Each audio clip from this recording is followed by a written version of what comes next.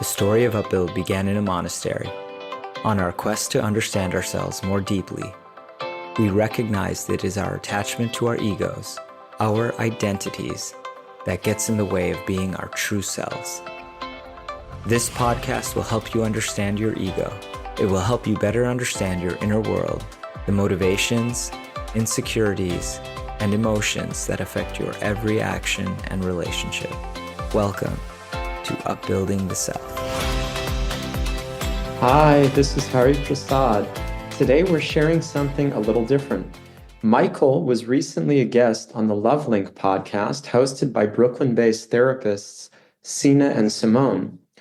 Their show has featured a number of prominent guests, and in this episode, they sit down with Michael to explore the differences between coaching and therapy, the tension between the ego and success, and much more. We're really excited to share this conversation with you. Thank you for joining us, Michael. Maybe to start us off, could you just tell us a little bit about what coaching is and how it's different from psychotherapy? And yeah, maybe that's a good way to start this off. Beautiful. Yeah, thanks for having me. So the way that we define coaching at Upbuild is serving as a human mirror to help our clients see themselves and their lives more clearly.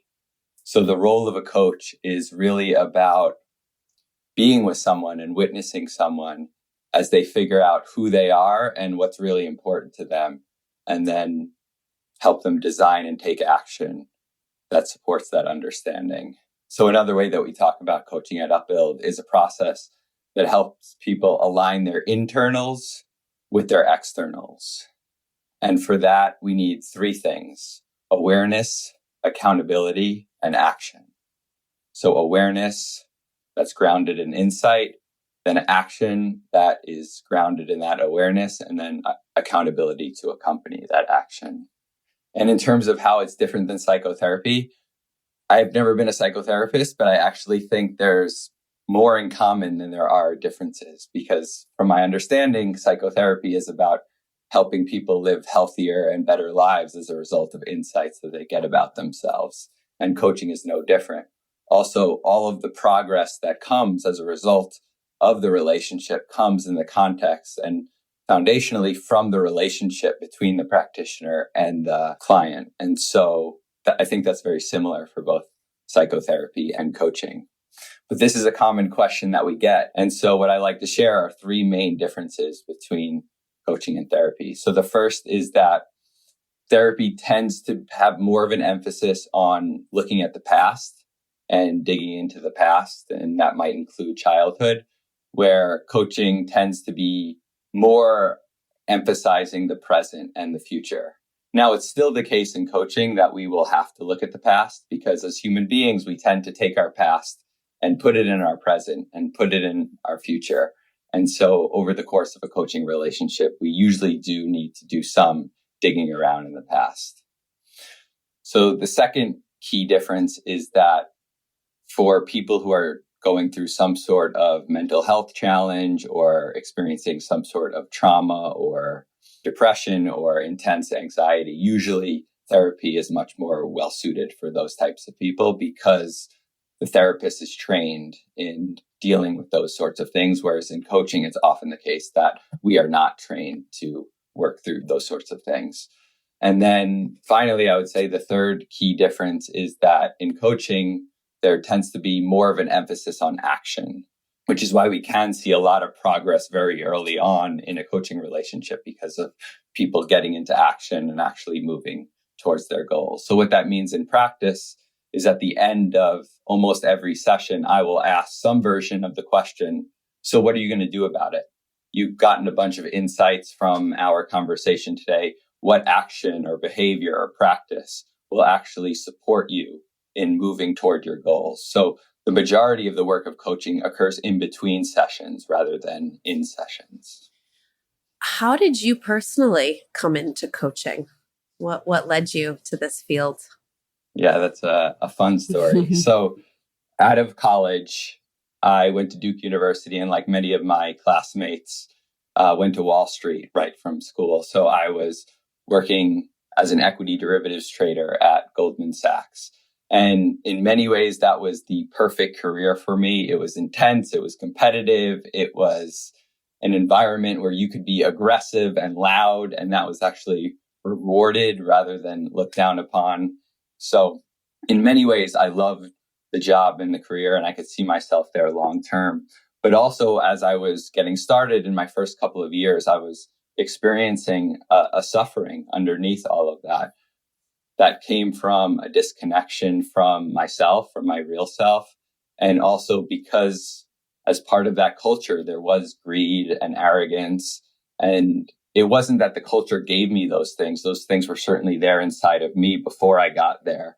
But it was a place where those things were sort of par for the course. And so I saw myself giving in to those ways of being. And that was definitely causing me a lot of suffering. So at night and on the weekends, I was doing a lot of searching, and I was studying meditation and getting a meditation practice myself. I was also studying a lot of Eastern religion and philosophy and becoming very interested in that.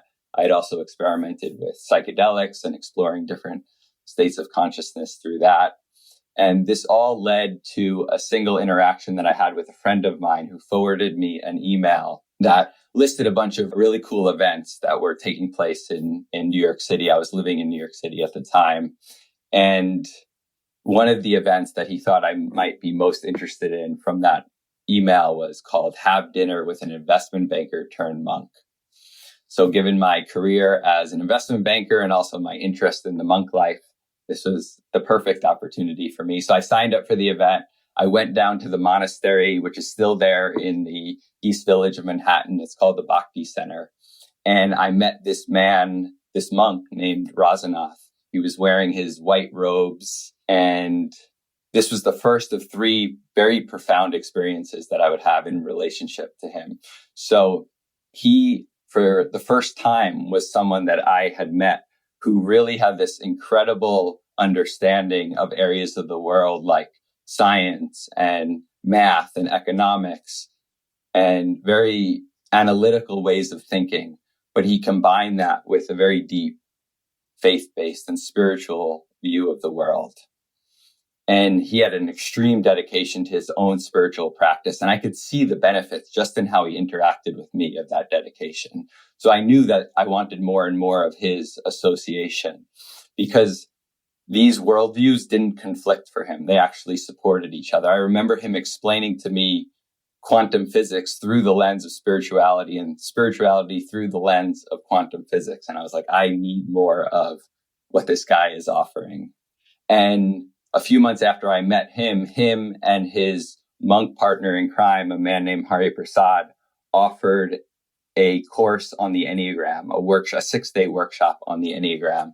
And this was the second of the 3 very profound experiences that I would have in relationship to these guys, because through that experience, it was the first time that I got a real language to talk about my own insecurities and motivations in a very clear way. So all of a sudden, I had an understanding of why I was doing all of the things that I was doing. And behavioral change is really hard. And if we don't understand the why, it's basically impossible. And any sort of behavioral change that we're going to have is not going to be sustainable. But the Enneagram gave me a very clear look at the why. But a few weeks after that, the universe had different plans. And I had been bugging my bosses at Goldman for a few years at that point to have an abroad experience, to be able to move offices and actually do what I was doing, which was trading derivatives from Asia, which is really where I wanted to go. And so a couple of weeks after that Enneagram workshop, my bosses at Goldman told me that my wish had come true and I was able to move out to Hong Kong. And so it was a little bittersweet because I was getting what I wanted, but at the same time, this relationship that became so important to me, it felt like it got taken away. I spent a few years in Hong Kong. Things went fairly well out there. I stayed in touch with Hari and Razanath as often as I could.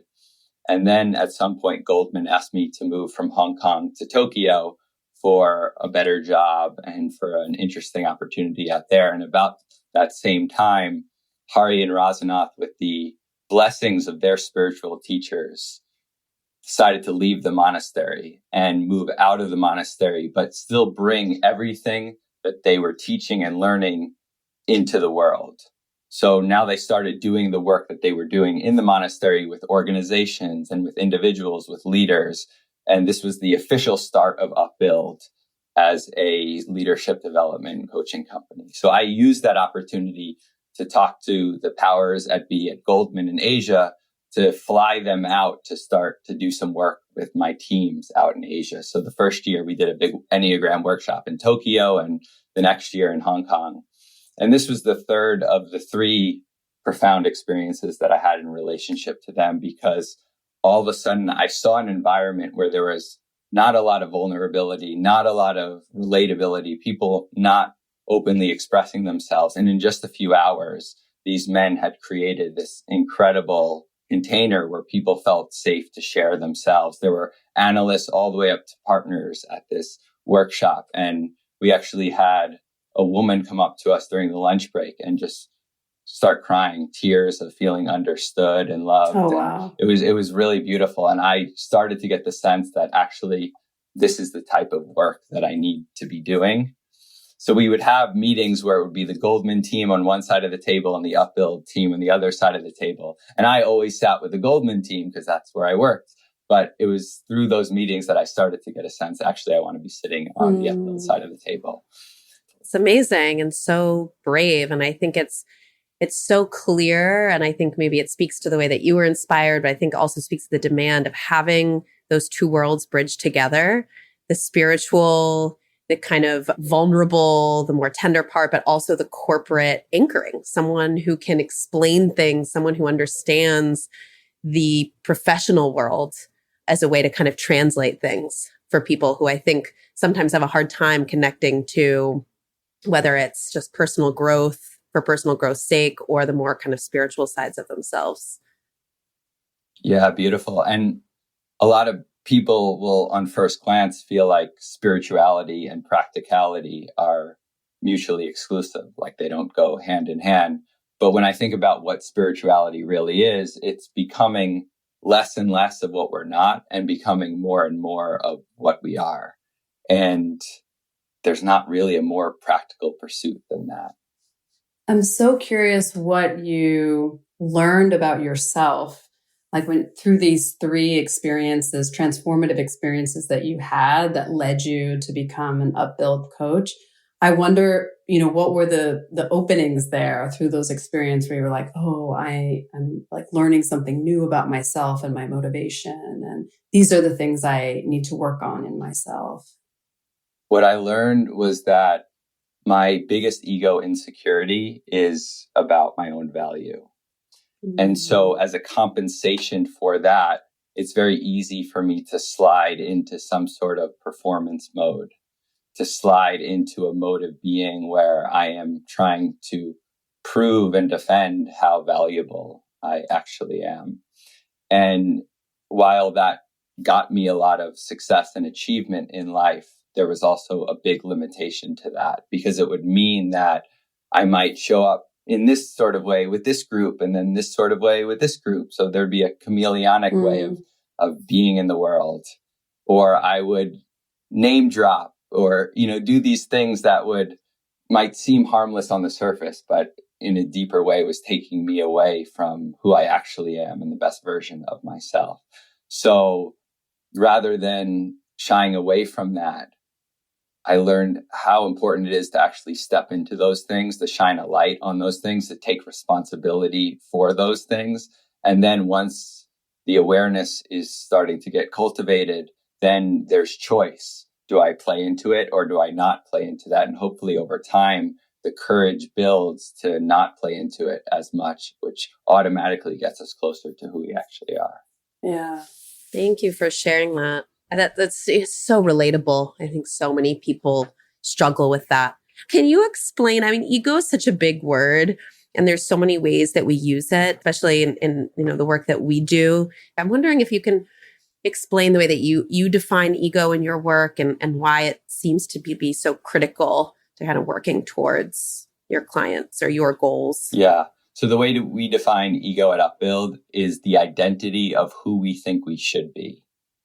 So for all of us, for different reasons and depending on our personality type and also depending on the nurture that we had, so depending on both nature and nurture, we come into this world and then get developed into this world as feeling not enough of something. For me, it's often around my value. And as I talked a little bit about earlier, the compensation is then proving and defending those identities of who we think we should be.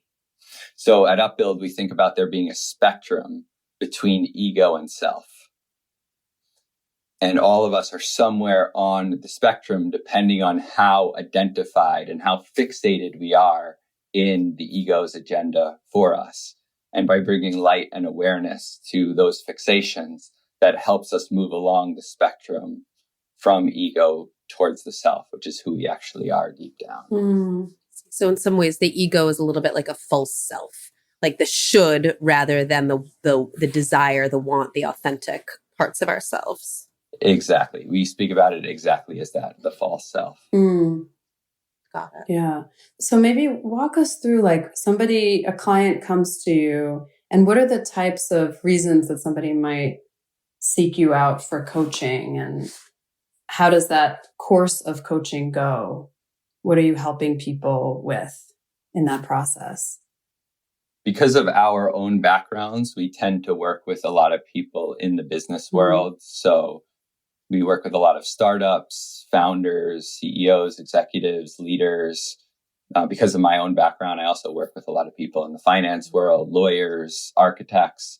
So there isn't a single profession that people tend to come from, but there's really this thread of highly ambitious, success-oriented, achievement-oriented who are looking for a more fulfilling reality. I mean, I don't think it's so different than people who come to therapy. It's like something's not working in my life and I want it to be working, or it's working, but I think it can be working better.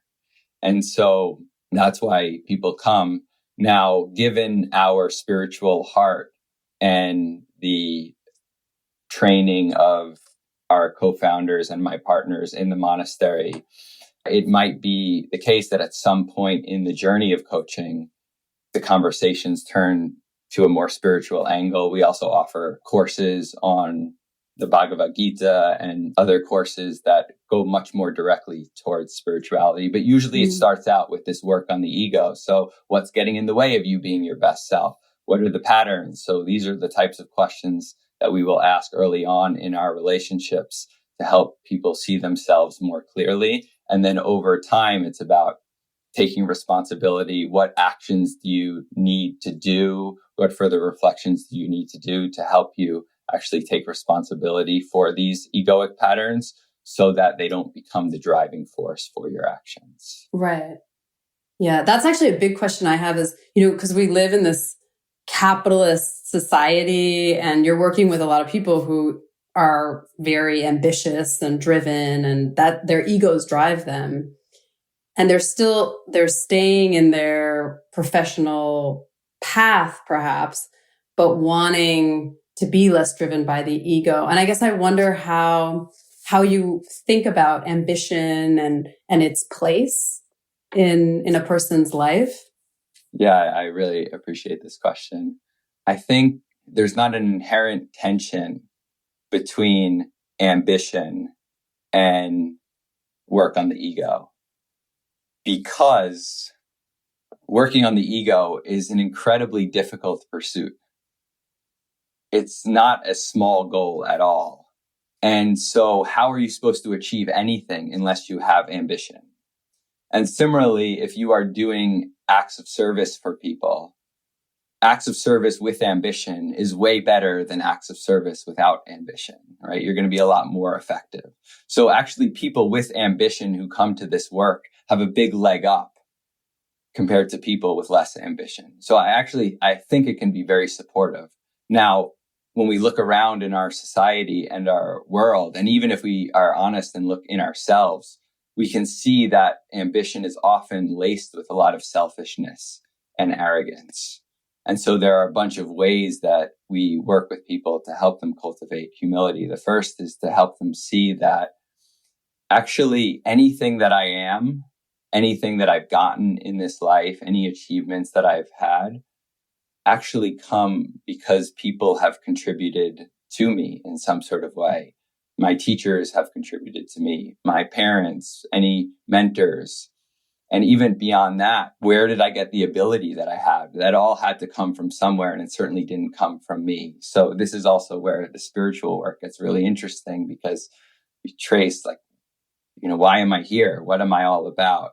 And that helps when we can really see that, not just as a nice thing that we would post on social media, but really deeply get that anything that I have is not because of me, but actually comes from the people that contributed to me and the universe and the divine.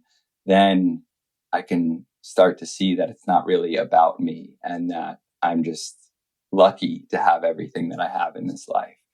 And then the second piece that really helps with the humility is that when people start doing the ego work, no matter how much success, no matter how big their bank accounts are, no matter how important they are, quote unquote, in their positions at work or at home, they still see, man, this is hard work. This ego work is not easy. This is a thing that keeps running my life, and I'm suffering because of it. And when we do the digging, we start to get closer to our own shame.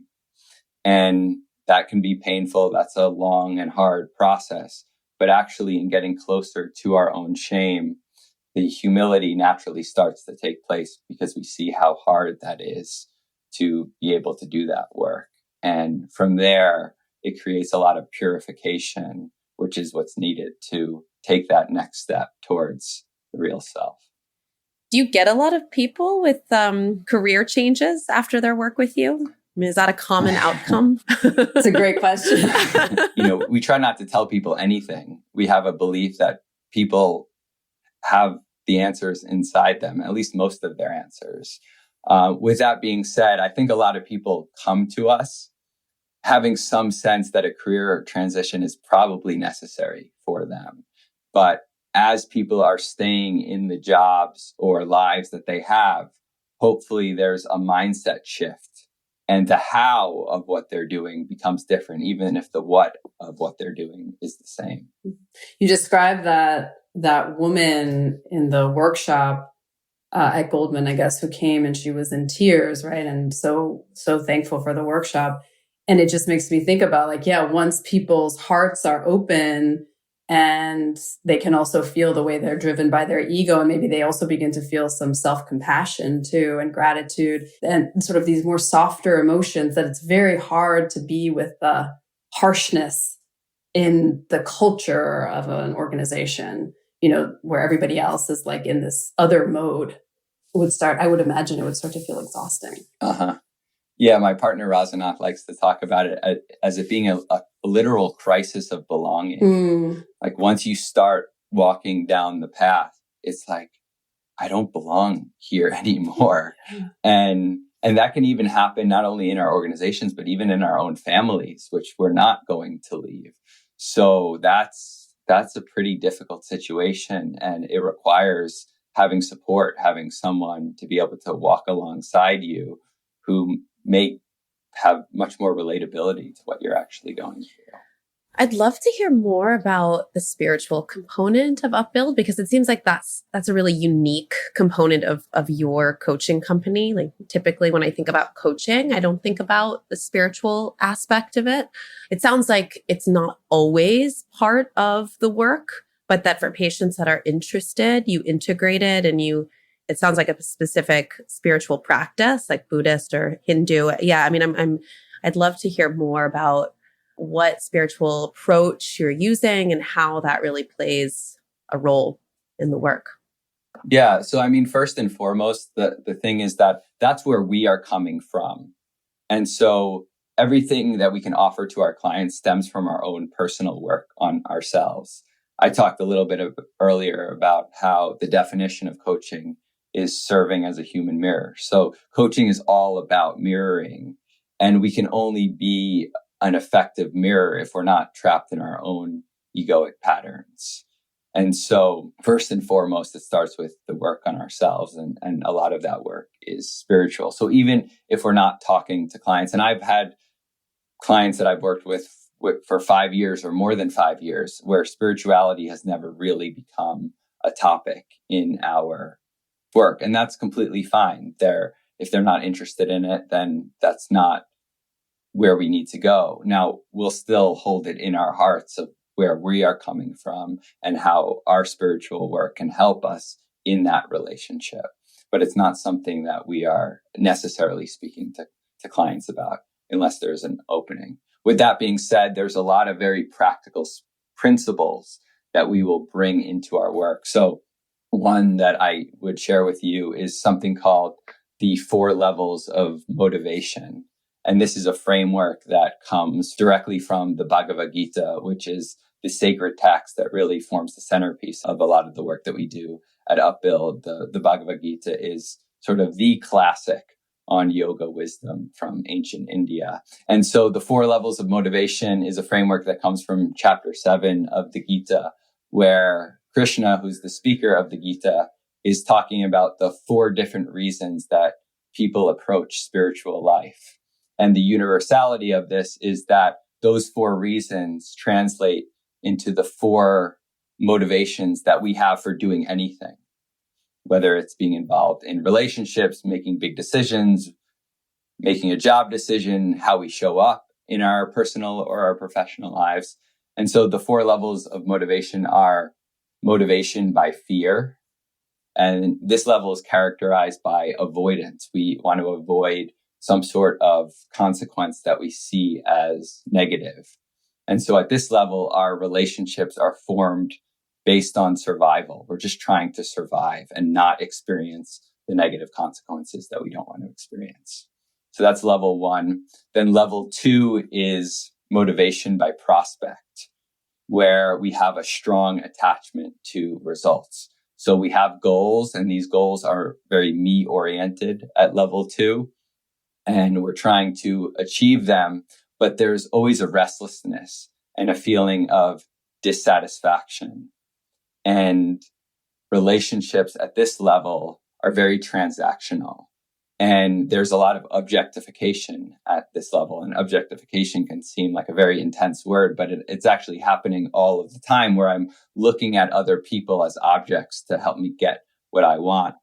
And level 1 and level 2 are really the default way of operating. This is how we are operating probably 99% of the time, and also how our organizations, our political systems, they're level 1 and level 2 systems. So there's a big jump from level 2 to level 3, and level 3 is motivation by a sense of duty and responsibility. This is where we've done the work to actually understand, what are my values? What are truly important to me? What are the qualities that start to make up who I actually am? And we're striving to live in alignment with those values. So there's a real sense of inspired duty that I'm going to do this because it's the right thing to do. And then level 4 is motivation by love. Only unconditional love is actually real love. And so at this level, there's just this incredible feeling, a spaciousness, a freedom of like, how could I not do this?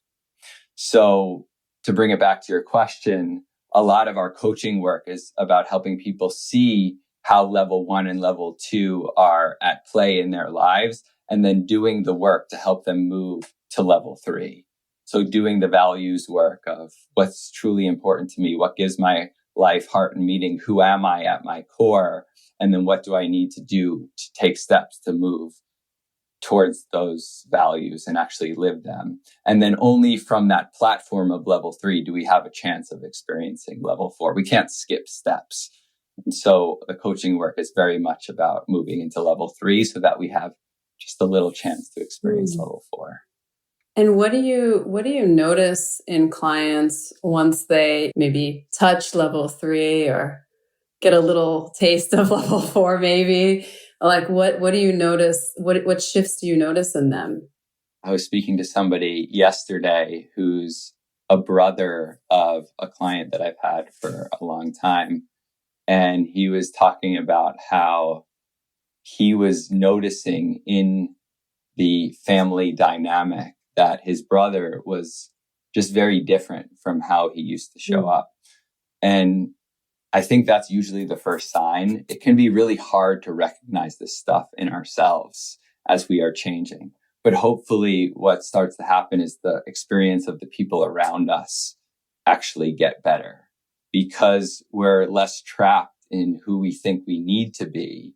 And so there's more of a freedom to show up and let other people be themselves and let other people operate in a way where it doesn't feel like I'm being constrained because of how somebody else is operating. So there's more of that unconditionality and ability to see people for who they are rather than who I need them to be so that I can be who I think I need to be. What we often see is that the lives of the people around them get better. And that includes in organizations. You know, one of the reasons why we feel so passionate about working with leaders is because when you work with a leader, the ripple effects are not just for that person, but they can be huge in terms of the number of people that they work with. So things like freedom, compassion, generosity, all of these become natural symptoms of the self-work and the ego. That's such big work because there's so many leaders and there's so many owners of companies that are led by ego. And part of the reason that they got to the successful place that they did is partially because of that ego. I think ego and fear are very motivating forces, which is its positive effect.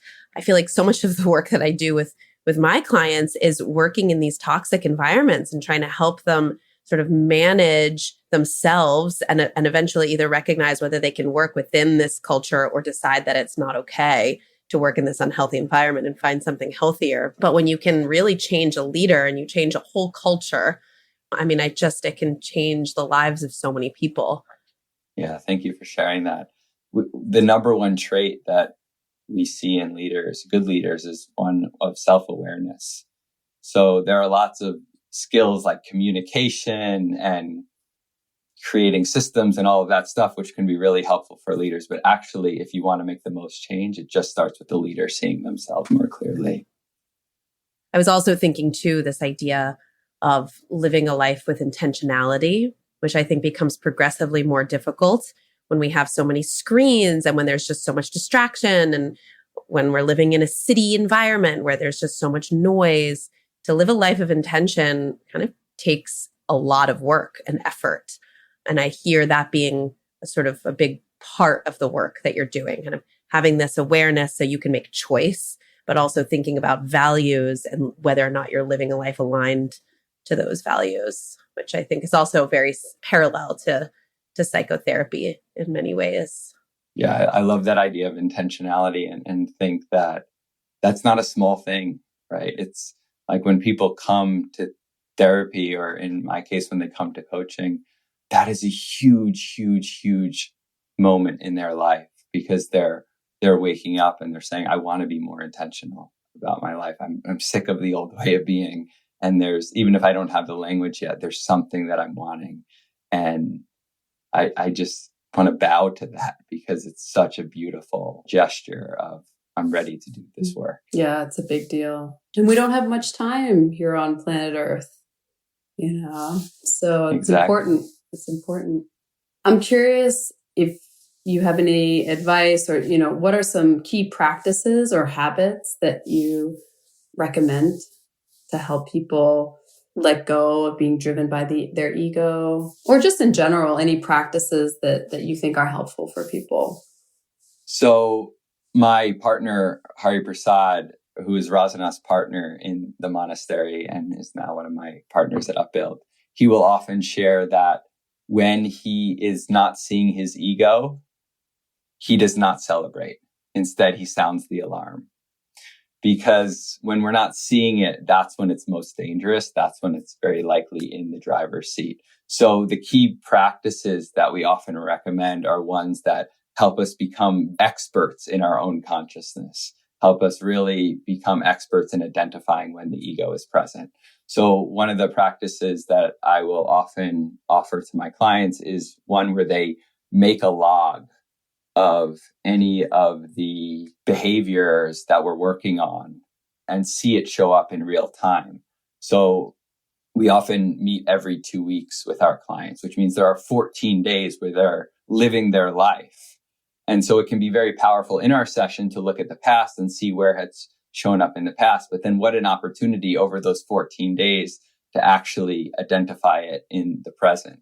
So I'm going to share a little embarrassing anecdote from yesterday, where I shared earlier that one of the things that I'm working on around my ego structure is where I go into performance mode or start trying to impress people in some sort of way. And I live in Tokyo. I was at the National Sumo Wrestling Tournament yesterday, and I went with a neighbor of mine, and it was getting sort of towards the evening time. And so he asked me, "Do you have any work tonight?" And I said, "Yeah, I have a coaching session." And then I went on to share, even though it wasn't a part of the conversation. And by the way, tomorrow morning, I have this podcast that I'm doing with these two really cool therapists from Brooklyn. And they've had all these impressive people on their podcasts. And I was at the end of that conversation, I was like, why did I need to share that? That was so unnecessary. But it was just a very embarrassing example of my ego showing up in real time. And when we get a lot of clarity on that stuff, not only in the past, but in the present, then we can actually make a lot of change.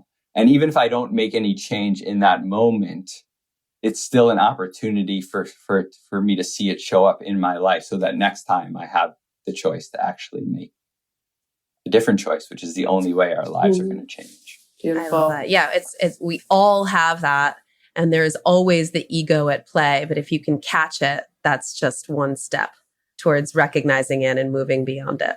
Yeah. So we have this phrase, which is a phrase that was given to us by our teachers at the Enneagram Institute, Don Riso and Russ Hudson, which is a very simple phrase. There I go again. There I go again. Just 4 little words. And it sort of gently and humorously allows us to take responsibility for our egos. And when we say there I go again, we don't actually mean I, the real I. We mean there my ego goes again. And it allows us to really take responsibility for when it shows up. That's a great phrase. Oh, it's kind of sweet. I know. And it's gentle too. Like, oh, there I go again. There my ego goes again. Like, it's going to happen. That's it. Yeah. Yeah. If we're beating the crap out of ourselves, we're never going to actually make progress. So we have to be clear that I don't want this. The ego is not me, and we have to be firm in that sort of way. But the way that we actually work on it needs to be gentle and loving. Yeah. I love that. And thank you for your honesty. I know. I love that story. It's a good model. It's a good one. Yeah. So where can we find you and your work? Where should people go? Our website, upbuild.com, is the best place to find us and our work. And then to connect with me, you can also check out LinkedIn and just my name. Great. Thank you so much.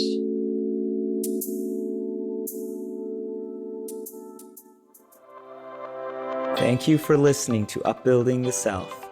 Upbuild is a leadership development company that offers workshops, coaching, and other services to help you on the path towards being your best self, free from the shackles of the ego. To learn more about our work, visit our website, upbuild.com, and sign up for our newsletter to gain access to podcasts, reflections, and upcoming events.